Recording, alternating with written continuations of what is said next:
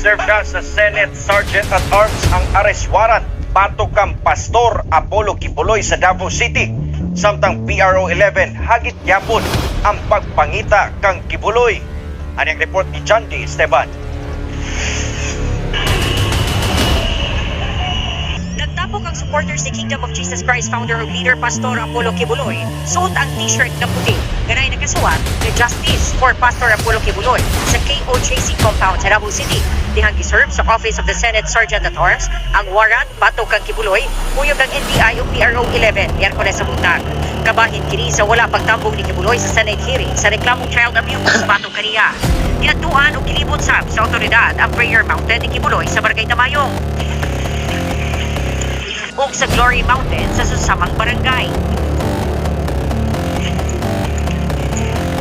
Hasta sa property ni ini sa Samal Island. Pero pakyas kay White Kibuloy na nakita. Ang maong mga area daan ang naatuan sa otoridad kalabot sa judicial warrant kag i-issue sa RTC Branch 12 sa Davao City. Ang naging result is negative. Hindi namin nakita or nakuha si Pastor. And ang importante dito, kasama natin yung Office of the Senate Sergeant at Arms, sila yung nag-lead. We will have up until this week na mag-serve ng contempt warrant ang sining. Samtang aminado si Police Regional Office 11th Regional Director Police Brigadier General Alten Delvo na hagit kanina ang pagpangita kang Kibuloy kalabot sa pag-serve sa arrest warrant batok niya sa kasong paglapas sa anti-child abuse law. Because of his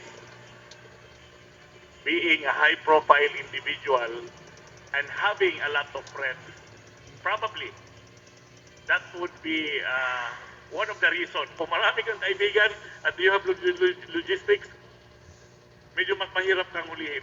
The long arm of the law will definitely catch up with him. Dugang ni Delvo nga wala pa'y patong sa ulo si Kibuloy alang sa paspas kapag aresto kaniya.